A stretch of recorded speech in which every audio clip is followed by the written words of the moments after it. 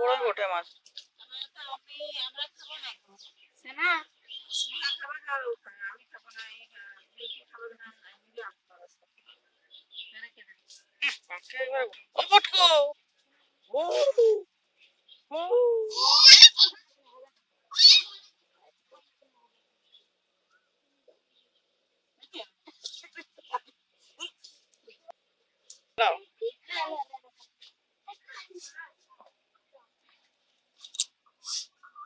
মৃগেল মাছটা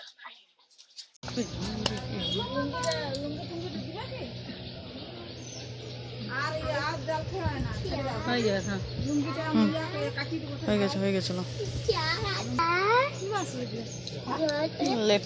একটা চ্যাং আর একটা ফুটি চ্যাং একটা ভাগে আছে দুটো ভাই কি দেখছো বল কত তো চলে এলাম নতুন আরও একটা ভিডিও নিয়ে। হ্যালো হাই এভরিওয়ান, কেমন আছো তোমরা সবাই? Welcome back to a new blog and most welcome to my channel. আশা করছি সকলে খুব ভালো আছো, সুস্থ আছো। তো আজকে ভিডিওটা শুরু করলাম, আমাদের পুকুরে মাছ ধরা হচ্ছে সেটা দেখিয়ে। তোমরা দেখলে একটা মাছ পড়েওছে, যেটা হচ্ছে মৃগেল মাছ। আর মাছটার ওজন প্রায় 300 থেকে 350 গ্রাম হবে।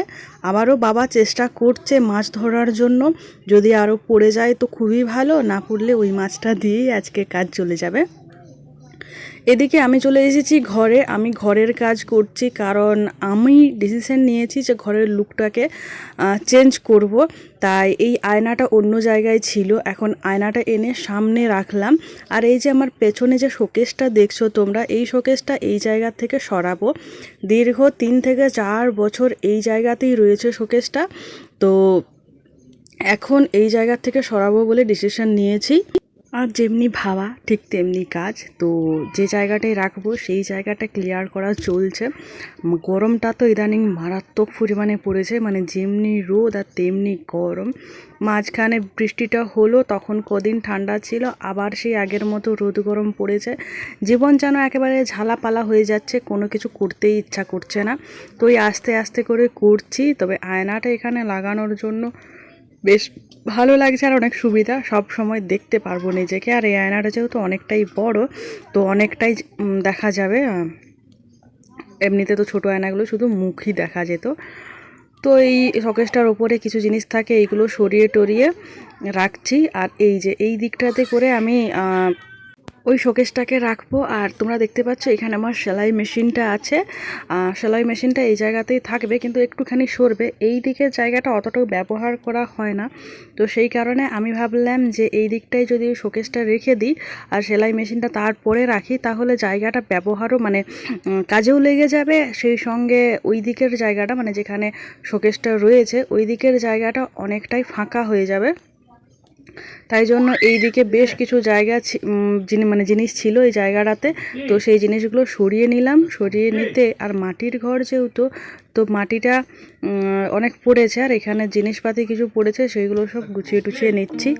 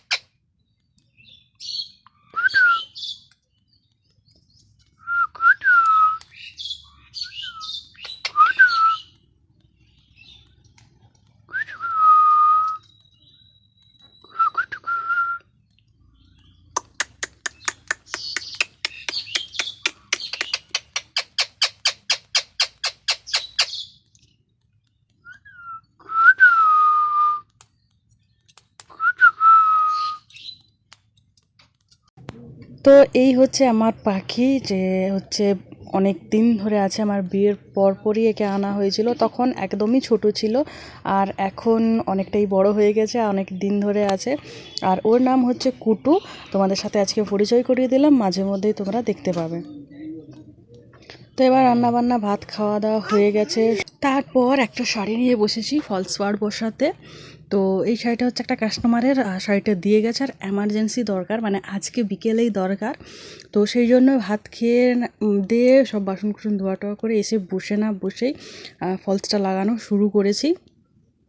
আর নিচের দিকটা হয়ে গেছে লাগানো, নিচের দিকটা আমি মেশিনেই লাগিয়ে নিয়েছি, যেহেতু এমার্জেন্সি ছিল তাই নিচের দিকটা মেশিনেই লাগিয়ে নিয়েছি। এবার উপরের দিকটা দুটো সাইড হাতে করে সেলাই করে নেব।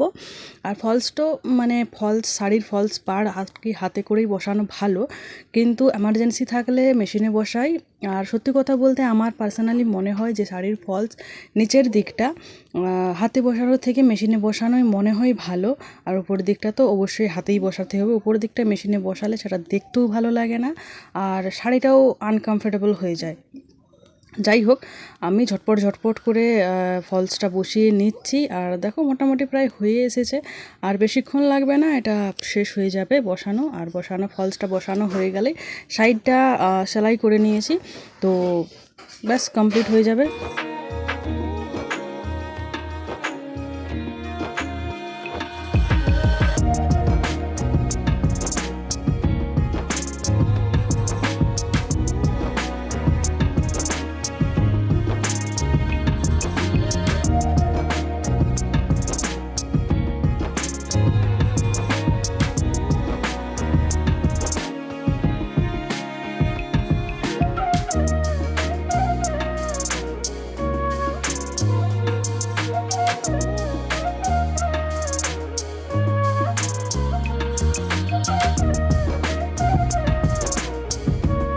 তো শাড়ির কাজটা কমপ্লিট হয়ে গেছে, এবার সুন্দর করে আমি এটাকে ভাঁজ করে নিলাম।